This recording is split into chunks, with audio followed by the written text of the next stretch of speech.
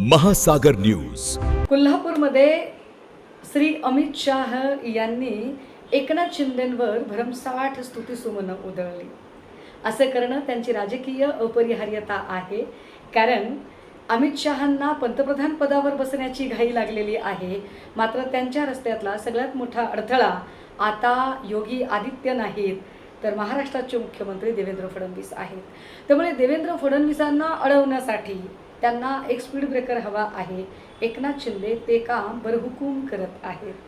त्यामुळे एकनाथ शिंदेंना सुखावणे, त्यांचा स्वसुखावणे ही अमित शहांची गरज आहे. अगदी त्याच पद्धतीने अमित शहांची भलामण करून किंवा अमित शहांच्यासाठी सगळा रस्ता खुला करून देणं ही एकनाथ शिंदेंची गरज आहे. ते म्हणतात ना, तुझ्याही डोक्यावर टोपी माझ्याही डोक्यावर टोपी, तुझी तशी स्थिर माझी फिरवायला सोपी. या न्यायाने दोघांचंही मस्त चाललंय.